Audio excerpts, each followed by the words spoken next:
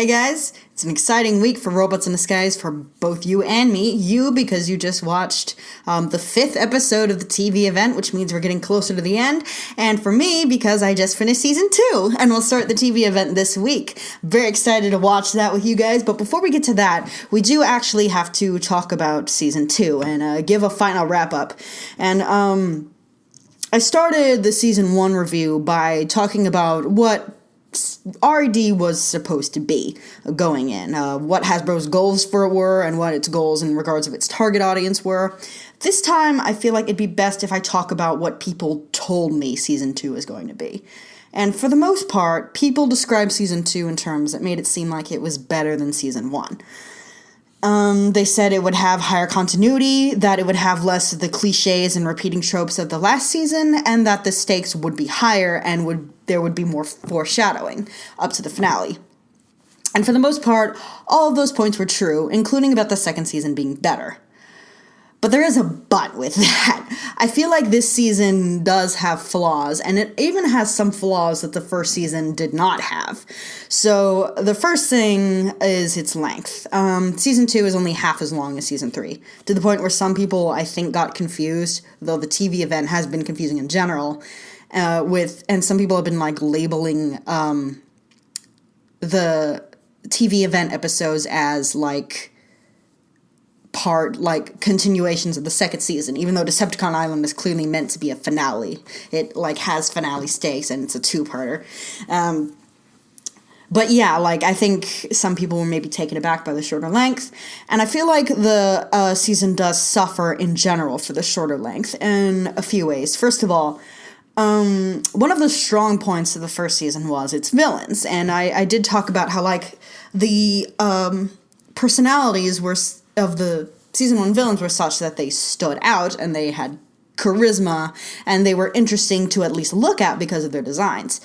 Season 2 has fewer episodes, fewer characters, and because of its heavier emphasis on plotting, most of the focus is now on the Autobots, of which there is a considerable number, and I'll get to the problems with that in a little bit. As a result, the villains we have are either recurring from Season 1, or they're new, but they don't really get enough time to get flushed out the way the villains from Season 1 were, because there were more of them in Season 1, but we also saw them more often, and it seems weird that I'm talking about seeing villains from Season 1 as a flaw, where last season I'm saying that the season was better because we saw villains over and over, but because it was better the reason it was better last season is because every time we saw them, it was in slightly different circumstances.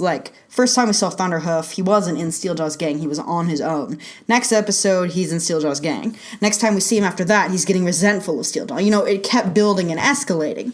And we learn more and more about personalities of all the characters. In Season 2, when we got recurring villains such as Quillfire or Springload, or even Ground Pounder, or even Overload, who's just recurred from the start of the season, we didn't really learn anything extra about them.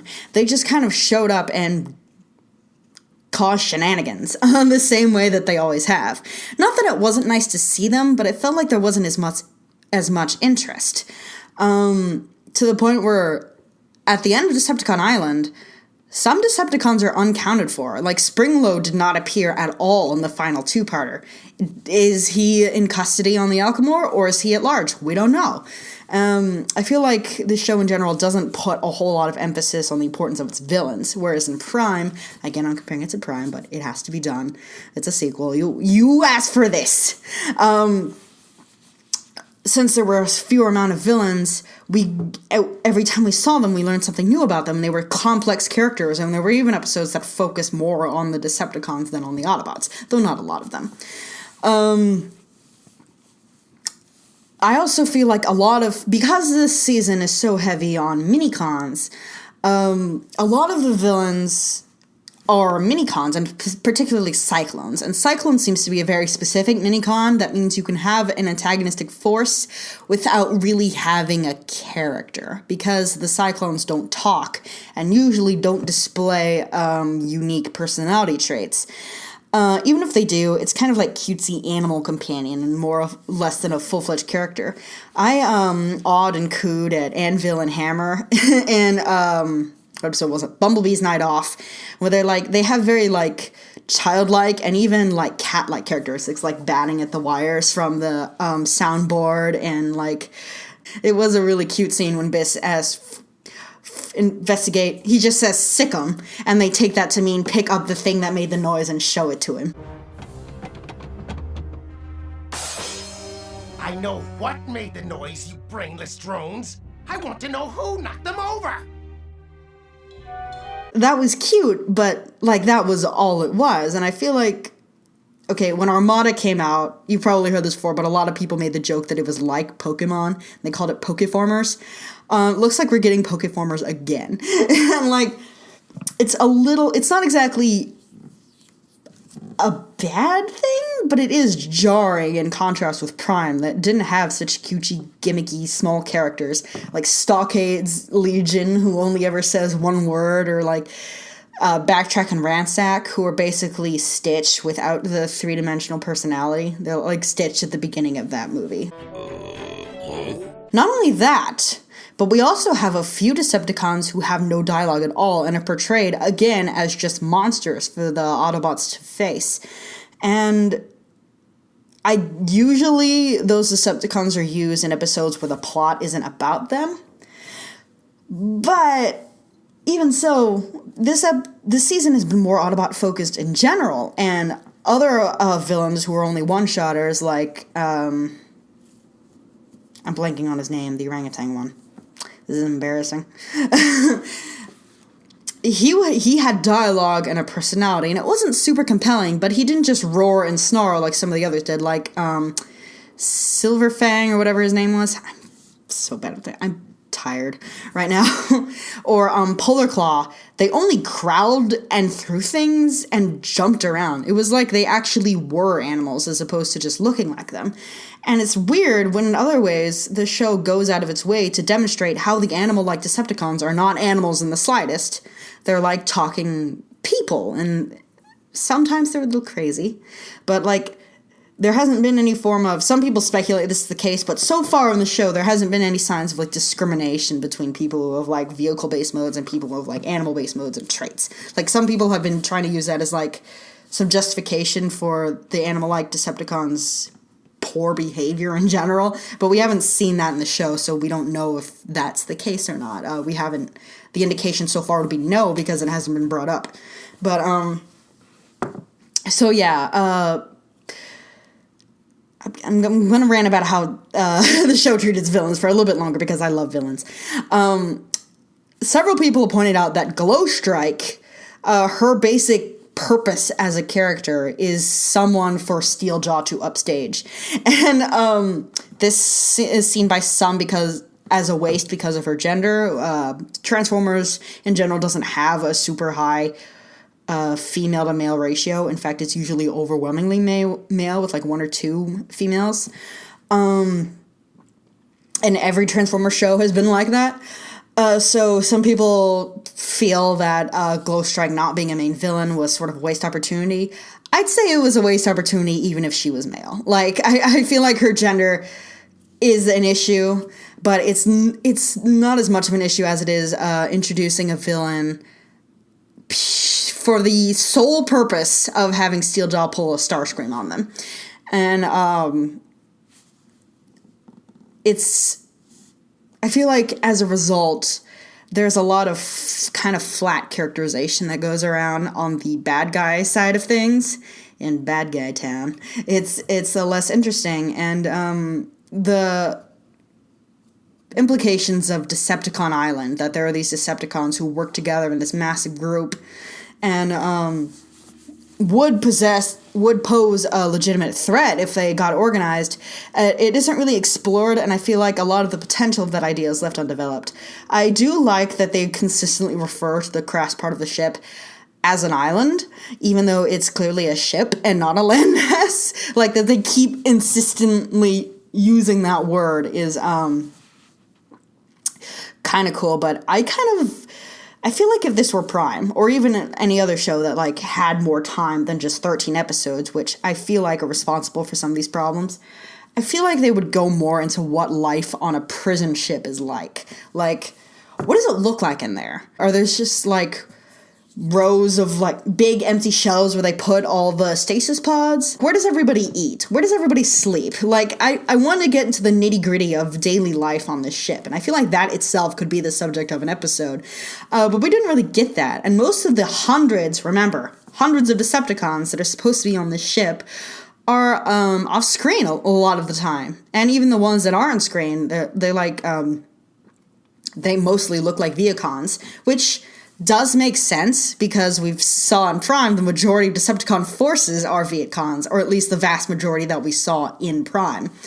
But here, it feels like a waste opportunity, and definitely this season could have profited by being as long as the first season, because the first season was more episodic, and this season was clearly trying to do build-up and have more continuity. And I appreciate those efforts, but it would have worked better if they'd had more time, or maybe with something simpler than an island full of hundreds of Decepticons.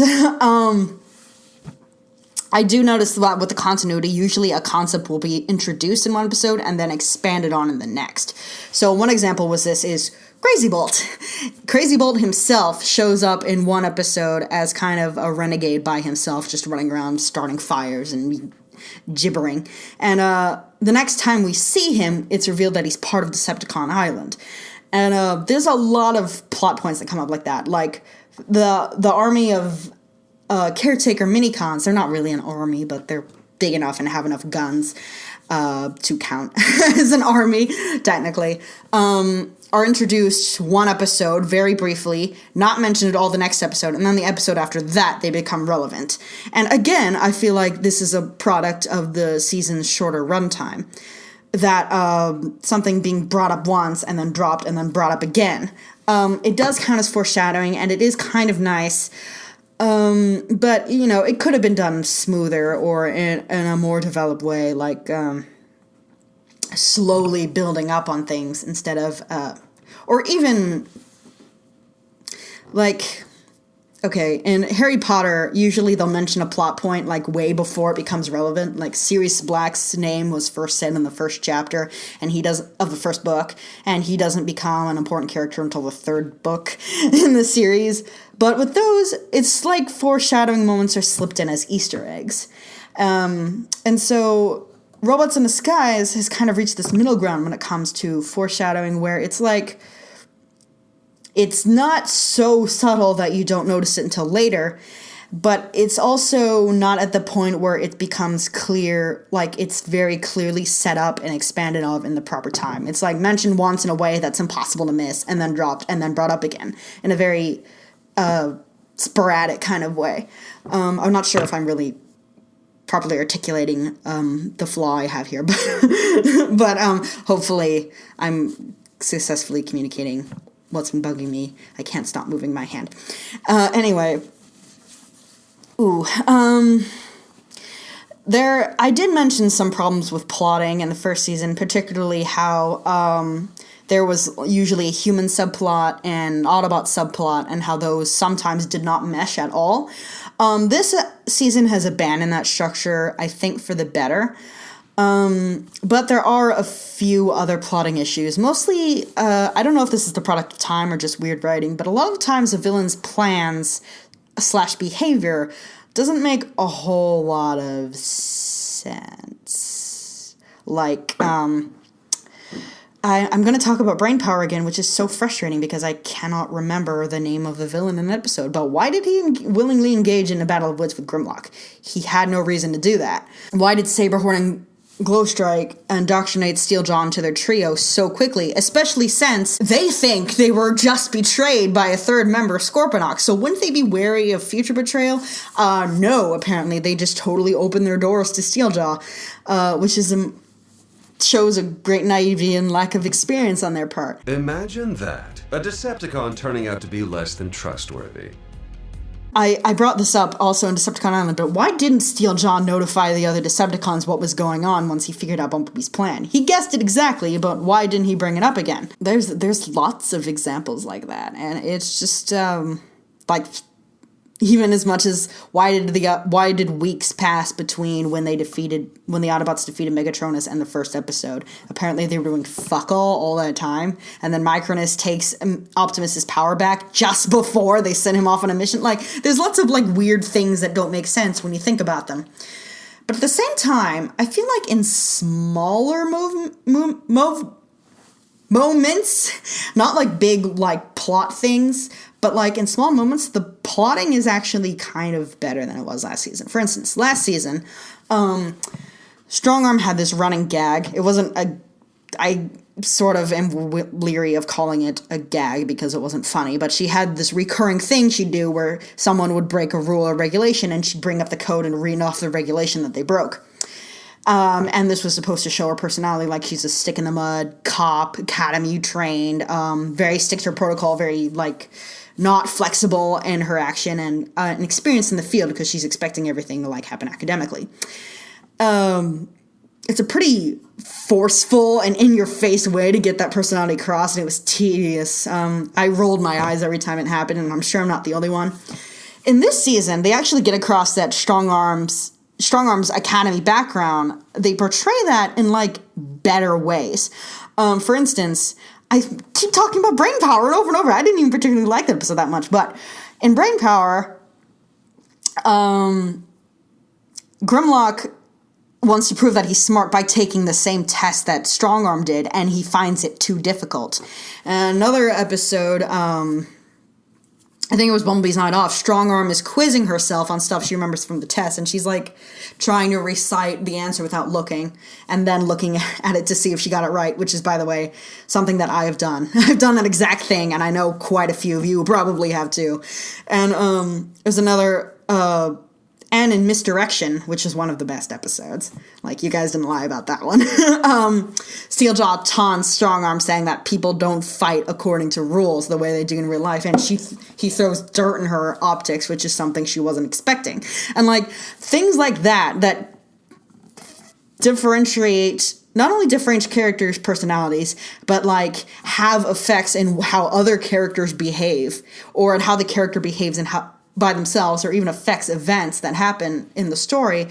Those are better than just moments where where someone just broadcasts, "I'm the smart one." Like, you know, it's not as strong, and it feels more organic when a character's personality trait or their background or what other people know about their background is integrated into the daily action. Another plotting moment, this, I promise this is the last time I'll mention Brainpower, is where Grimlock is taking the test, and the question asks, what is the shortest distance between 2 points? And he answers, "The shortest distance between 2 points is even shorter when you're in V mode. Ba-boom!" Which seems like a stupid answer, but when I saw the episode again, I thought about it. It's actually not wrong. You can get to a location faster if you're in vehicle mode. Even Grimlock's T-Rex mode seems faster than his robot mode, like, in terms of walking speed.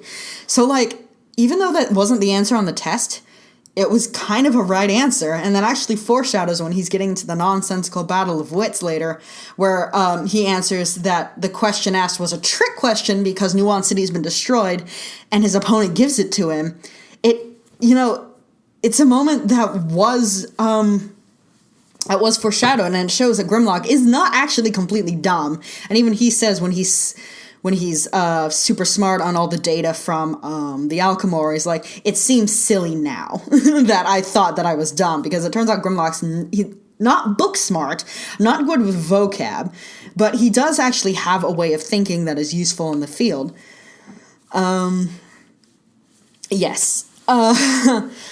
Another plotting thing is that a lot of, I felt like, I got the vibe in the first season that the writers were trying to figure things out, like trying to figure out what they wanted for the new audience and trying to figure out what the plot structure was going to be, and the reason they used a lot of the same gags and conventions over and over is because, they're testing new ground. And this season, I felt like they had time to think about the implications of their story a little bit more. And as a result, a lot of the episode questions that come up feel like they're... How do I put this? I actually pointed this out previously, so I'm just trying to remember how I put it. They feel like things that should have happened in the first season because they're natural consequences of the show's like setting and setup. For instance, there's one episode, it was Suspended, where like Strong Arm messes up in the field and she doesn't feel like she's fit to serve in Bumblebee's team, so she asks for leave. That plot would make more sense last season when Strongarm was still new to Earth and still making mistakes and uncomfortable. They showed her making mistakes last season, but it was usually either something that she blew out of proportion and didn't matter, or it was something actually serious, like telling Fix-It not to send for cover behind Bumblebee's back and then lying about it. That wasn't cool, and she seemed to understand that wasn't cool. But, like, this plot of her just quitting because she feels like she can't do it and she's endangering lives, it feels like something that should have happened earlier on. An even more egregious example is with Impounded, with Grimlock failing to stand out, and Bumblebee forbidding him from going on missions in public because a giant robot T-Rex is too noticeable. Giant robot T-Rex has appeared in public literally hundreds of times, like before this. Like, we didn't see all of those times, but probably hundreds of times. And it wasn't a problem, and now suddenly it is. And they were able to hand-wave it every time.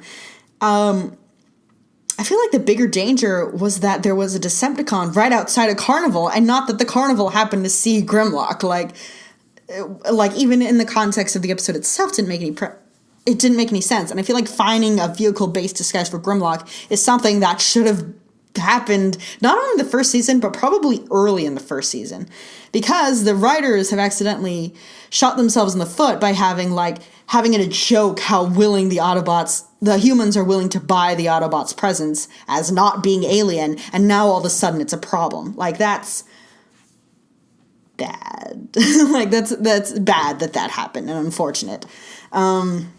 Drink.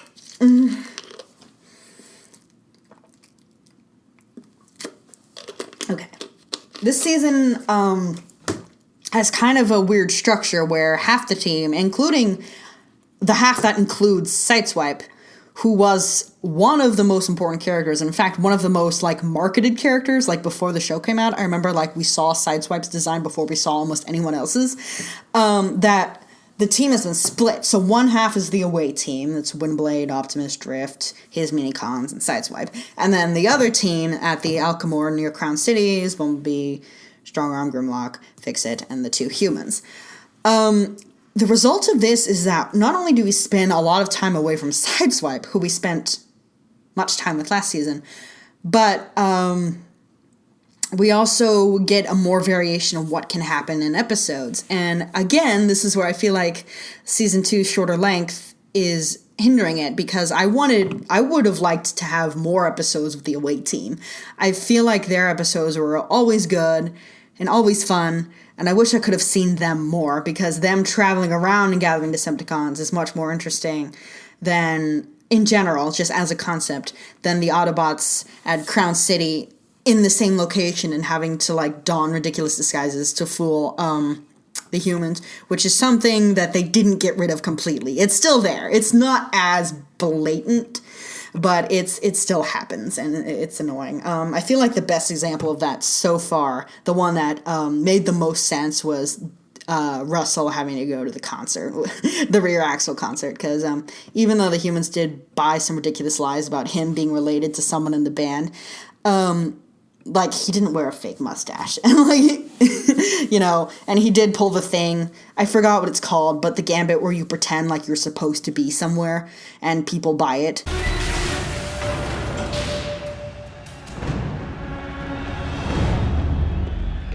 Everything looks good down there. Rock on. That's a good example of a human having to fake their identity or what they're doing in order to cover up alien presence. It's a real psychological technique. Please don't use it. It's been used to do some unscrupulous things. But that's better than donning a fake mustache and saying, I'm from Acme Corporation and we're recalling, whatever improv thing they come up with.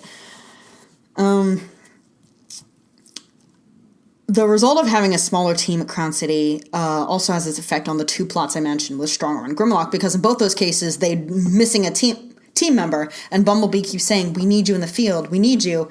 And it's supposed to be a we need you because we need your skills and you're important and special, because everyone is special. But in practice, because the team is so much smaller, it comes across as we need you because without you, it's just 2 people. And that's not enough. So it becomes a little more urgent, probably unintentionally so, than it would be if it had happened last season when they still had Sideswipe or Drift or Windblade even, though Windblade didn't become a permanent member until the finale. So I've been harping a lot of negative on the season so far, and I'm not done yet. So you're probably wondering, well, Dragon Keeper, Sweetie, baby doll, if you're ragging on it so much, why do you claim this season is better? Well, first of all, the quality of the episodes themselves, though I have ragged on them, are better. I feel like there were a few episodes last season that kind of thudded for me personally. I had a list of, my bottom 5. And, this season didn't have any. Maybe because it's shorter, there's less of a chance statistically for there to be an absolute thud. But the worst I could say about any episode was that was kind of average. And even so, one of the ones that I like the least, Brainpower, is one that I've been able to talk about a lot, and not always in negative terms. And I feel like in some ways because the season is shorter, they do have to move along faster in terms of plot. In some ways it's hindered them, but in also ways it's kind of made it more streamlined because I feel like we're spending less time with things that don't matter.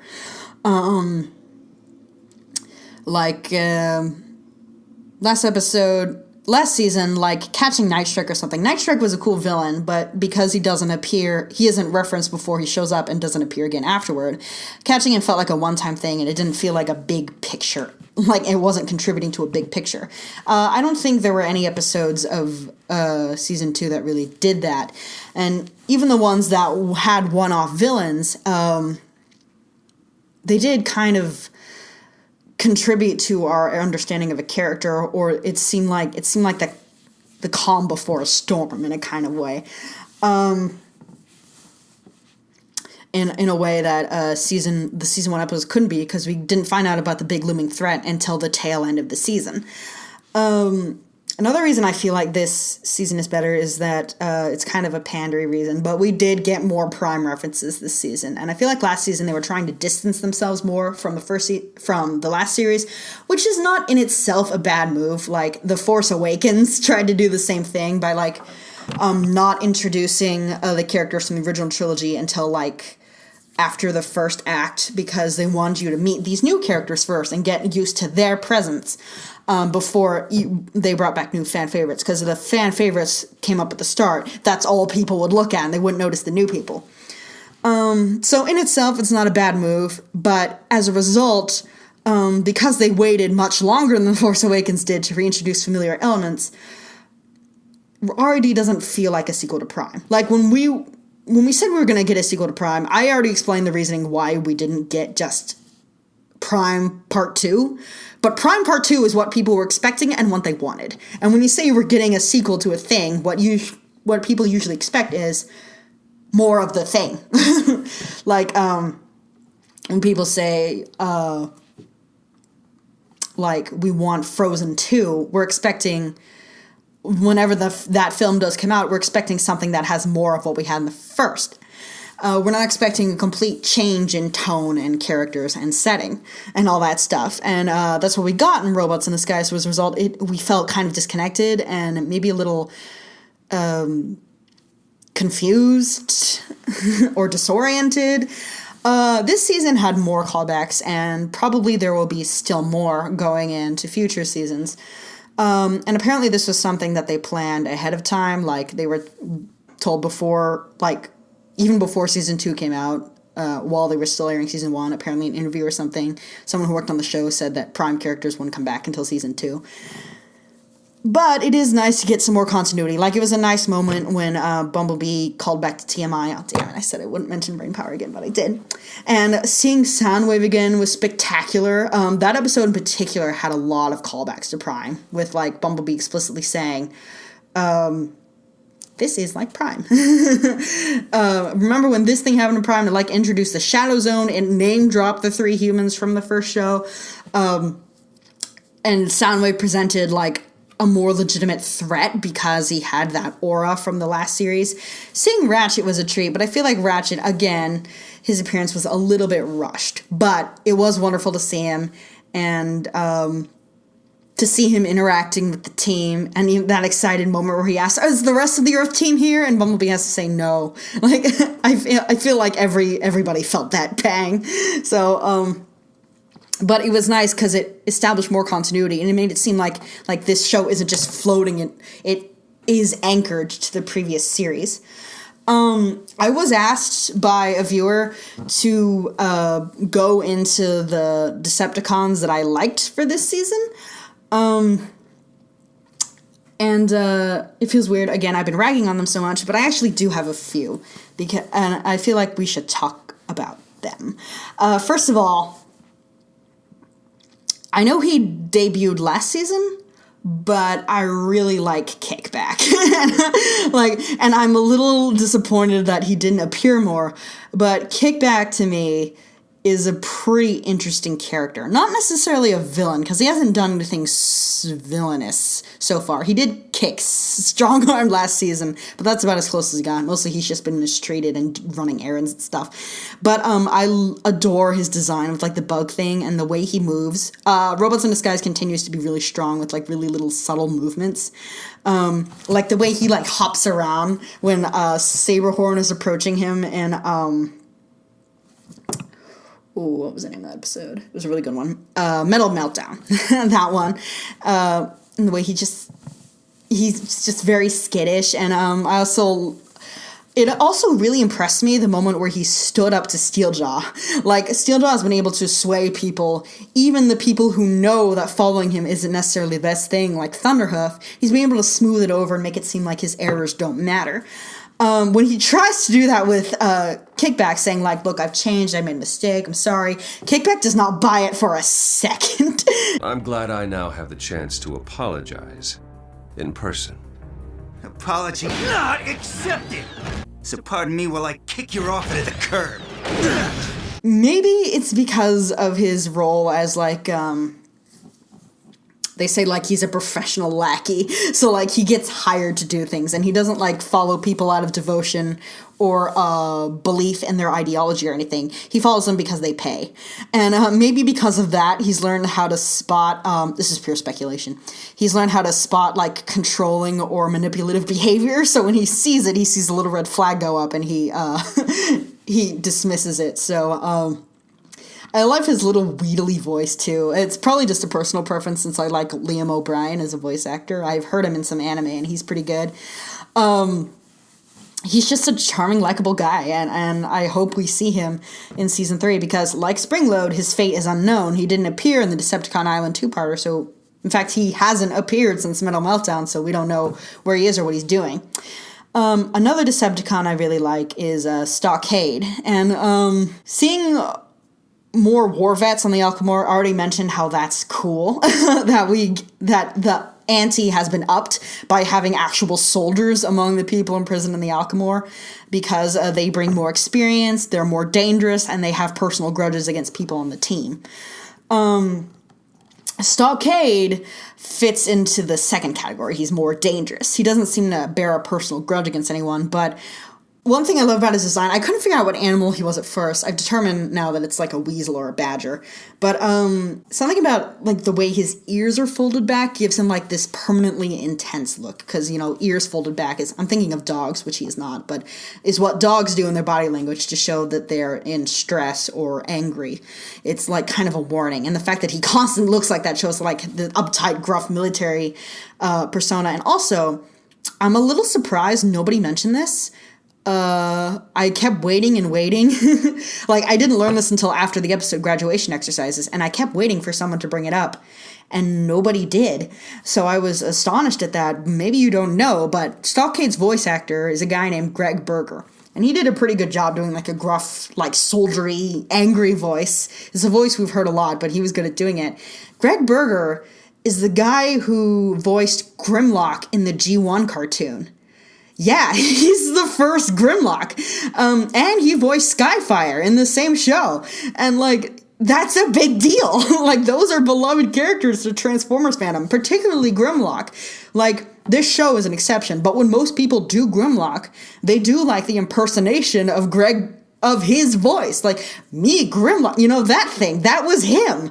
And that's so cool that we're getting other voice actors from G1 in this show, and not just like reprising their old roles like was done animated a lot, but like doing new voices and new things, and it's really cool.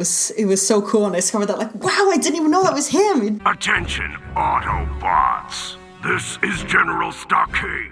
You will either surrender and grant me immediate access to the weapons storage unit your injured comrade occupies, or you will all be destroyed.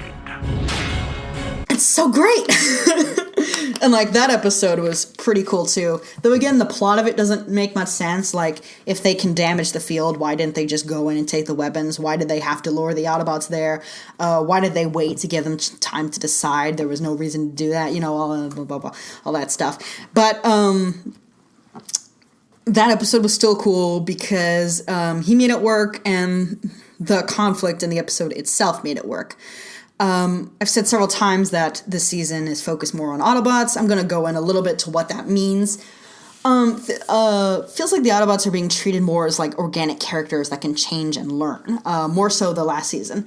One of the season's real strong points is Optimus's characterization, which I previously gushed about, but I will talk about a little bit more. Because he is no longer in the absolute authority role, that raises a new crop of conflicts for him, like Optimus and the rest of the team trying to figure out what is his place in this new world that, like, before he was died, in Prime he died, and it like signaled like the end of an era. Now you're back in a place where you're not needed. What do you do now? And there was like some conflict about, like, at first they're treating him like an invalid because he's been weakened by the Primes, and like he's like, and after that, it became a conflict of, like, should I take over and lead because circumstances are more real because I've always led. And, like, it seems like he wants Bumblebee to be leader, but he's also afraid of what will happen if he just lets that happen. And Bumblebee is shown last season to have anxieties about Optimus trusting him as a leader. And it turns out those anxieties are in some way felt by Optimus himself. It's like, I want to trust him, but can I? And, like, I love that was understated. Again, it wasn't played perfectly, but it was, you know, I did like that issue has been brought up, and it's like an issue that I feel like doesn't happen. Like in G1, when Optimus came back from the dead, Rodimus was totally ready to give him the Matrix again. It's like, you be Prime now, here you go. And granted, that was a conflict with Rodimus himself, but in a lot of shows where Optimus comes back, he just resumes the same role that he did before. And here, that can't happen because the world has changed in 3 years. Probably this also has to do with the length of time Optimus stayed dead. He was dead for a shorter period of time in Armada or animated. God, that was less than 2 minutes.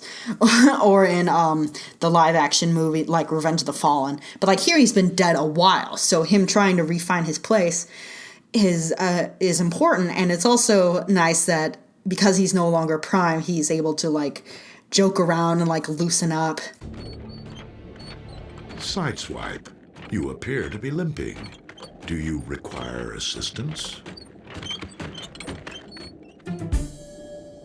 We still haven't seen him laugh, cry, or lose his cool, but he has been shown to be more, like, personable than he was before.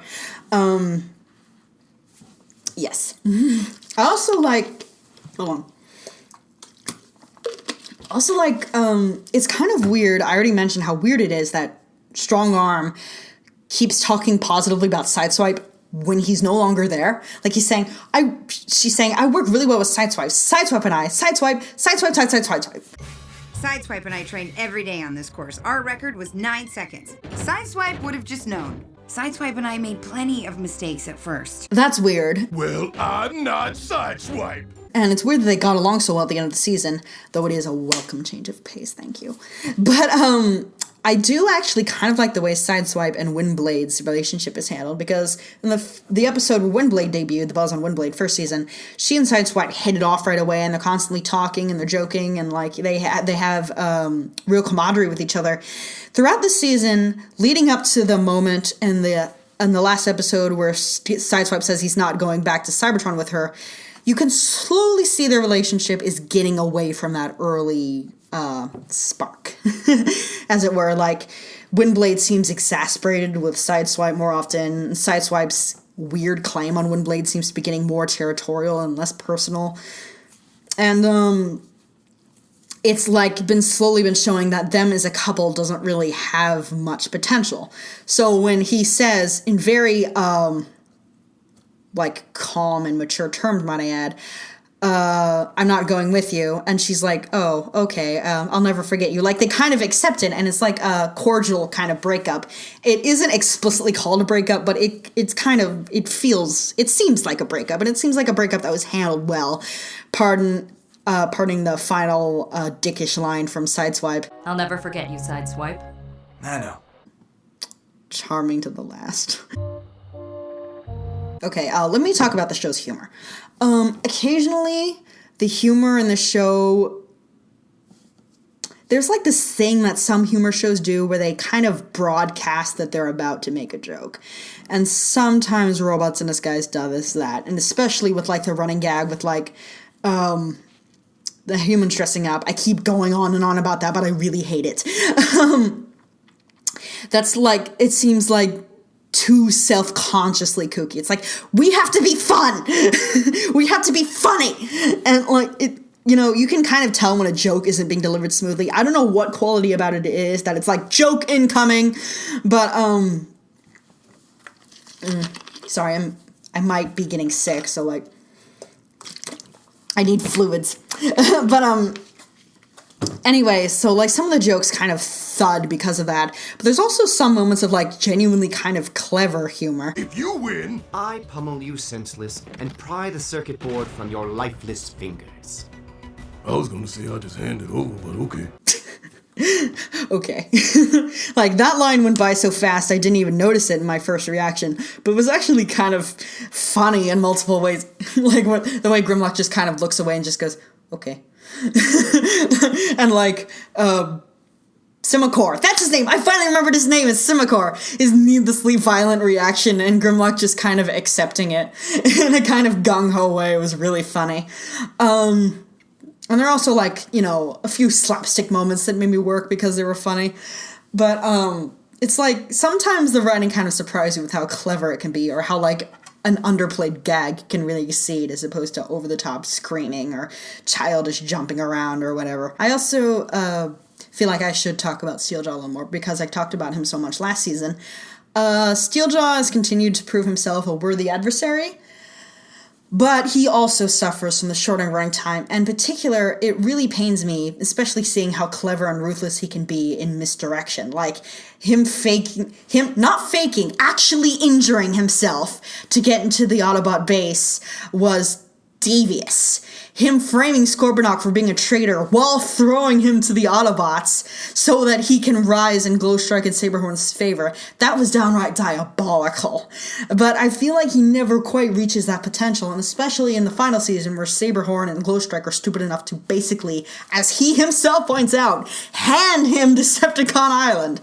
And once he gets his power, disappointingly, he ceases being interesting. Steeljaw's thing throughout this whole series so far has been that he is the underdog. That he is not the strongest physically, doesn't have the most firepower, doesn't have any special powers. The knowledge that he has is something that he had to gain through skill. And that, like, the subsonic thing is not a power. He can't fire a subsonic howl. Like, a few commenters were asking me, wouldn't it be cool if he could do that the way Polar Claw did? And I said not really. Because the fact that it's a skill that he had to work to acquire shows, like, his kind of started from the bottom, now we're here, self-made man kind of thing he has going, which, we learned Megatron had in a flashback and as part of his backstory, but we didn't really see in Prime. Like, by the time the show starts, Megatron is clearly established, not only in the show itself, but as a pulp culture villain. Like, he has this huge army, he's the biggest and strongest, he can kill you by flicking you in the forehead really hard. Like, he's got this army and he's got his power and he's already worked. Steeljaw, we saw in the process of him working. And the sad thing is, once he got the power, he became sort of the standard laughing mad, I have everything and you have nothing characterization that we've seen in a million shows and a million movies, and it was disappointing. Looks like this armor is more than a fashion statement. And again, he became interesting once he lost the armor. In a pretty clever cut, you see him lose the armor, look up dismayed, then see the Decepticon hunters on the ground. There's the split screen with him and Bumblebee where they're both looking at them. And then you see not Sideswipe. There's too many S names in the show. Steeljaw lunge for them at the same time Bumblebee does. And then the split screen divides to show that Bumblebee was actually standing right next to the Decepticon hunters. So that's again with Steeljaw's determination. He lunged for the weapons on the ground, even though Bumblebee was way closer, and there's no way he could have gotten to them at time. And again, the moment where he's defeated, and he's in bed in the ground, desperately trying to claw his way out, and even howling in frustration when he can't. Steeljaw is the most interesting when he has to work hard and has to be clever, or when he's prevented from doing that and refuses to give up because he's come this far, damn it! But once he's firing huge blasts out of a sword and gloating James Bond villain mode, it's the interest stops. Steeljaw has vowed to return. I hope he does. He's practically the most popular character in the show. It's very likely that he will. If he does, he can't be doing the same thing that he has been doing, because it would be too repetitive at this point. Season 1 showed him trying and failing to get power and establish the Decepticon homeworld. Season 2 showed him getting better at doing that and getting close to the goal, but he was again thwarted. In the third season, if he appears, the focus can't be on just him trying to do that again and getting better and better and better, because it can't keep going up. It's not an exponential curve. So at this point, I feel like it would be time, if Steeljaw returns, to get into motivation. Why does he want a Decepticon homeworld? And that's a good thing to ask for a lot of the villains in this show. We know why Soundwave is doing his thing. Why he's trying to contact Megatron and why he's mad at Bumblebee. We need that for more of the villains. Why did the Fallen want revenge on Earth? Why was he imprisoned? Why does Steeljaw want a Decepticon homeworld? A lot of times the villains seem to do things and their motivation isn't clear. Their motivation is clear, but the underlying psychology behind that motivation is not. I want something as a motivation, but it's not enough. We need to know what drives you, man. One of the shows with that has a very large cast of villains, but is able to flesh them all out really well is Batman TAS, the animated Batman show from 1991. I think because Batman is an already established character, people going into the show know who Batman is. Hell, the word Batman never appears in the show's opening title. In the show's opening, they never say or show the word Batman. They just kind of assume you know what the show is, and they're right, because Batman is so famous. So because of that, the show is able to focus more on the villains. And even villains who only appeared once or twice, like Mr. Freeze or Baby Doll, had very deep psychology. And again, that show is intended for a more mature audience than Robots in Disguise, but you don't have to be dark. You don't have to have tragic, horrific disfigurement or whatever in your backstory to be to still do this, and to have villains who you know what they want and why they want it. And I feel like that's super important. And as I'm saying this, I haven't seen the TV event, but from what little I've been able to garner, it seems like they have been doing that at least a little better with the TV event. But that's just a guess. I still haven't seen it. Don't tell me if I'm right. But I feel like that's a lesson the Robots in Disguise writers, who seem to be getting into a groove and finding their place and what they want to do with the show. It's something that they need to remember, and that will hopefully be continue to be done better. A point of intrigue has been raised in this show about what's going on with the Cybertronian government and how they're trying to disgrace the Autobots, which, by the way, they don't seem to be doing a great job of, because not only was there a huge statue of Optimus Prime and Kaon, but like people talk about Bumblebee in like almost reverential terms in the first episode. Like Strongarm was like, "You're Bumblebee, this is so great," and those two guards in the museum like, "Can you sign my face? You're Bumblebee, right? Can you sign my face? My entire face?" And so people really seem to love Team Prime, and if the government is trying to get rid of them, either that's kind of an oversight, or more intriguingly, it could indicate like a conflict of interest between the government and the people, which is dangerous considering Cybertronian's warlike history. So hopefully that thread will be explored more. I'm looking forward to it. I've said a lot of things about the season. It seems like most of them are negative, but I feel like there's only so much you could say about something that's done well. Like, praising something over and over by saying this was really good, or this was really funny, or this was really fun to watch is like, it isn't as informative and it's not as useful, both for the writers, if they happen to watch this. Hey, I've been watched by people who worked on shows I talked about before. Hi, Eric. And, but also for other people watching who, like, I don't know what my viewer base is like. Some of you might go into writing TV shows or comics or making art yourselves.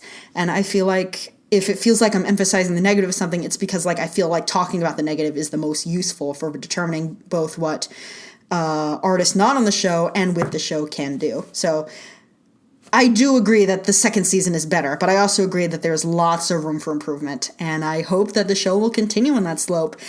Tomorrow, I will be watching the first episode of the TV event, which will be exciting. I have been told that the episode, as it currently exists online, is incomplete. Like, the first minute or so is missing, but that shouldn't be too much of a problem, and hopefully we can have a rockin' time anyway. So, until then, this is Dragonkeeper 96600, signing off. But should you ever need me, I will come to your aid, whatever it takes. Thank you, Optimus. You are an excellent leader, Bumblebee. Never doubt yourself.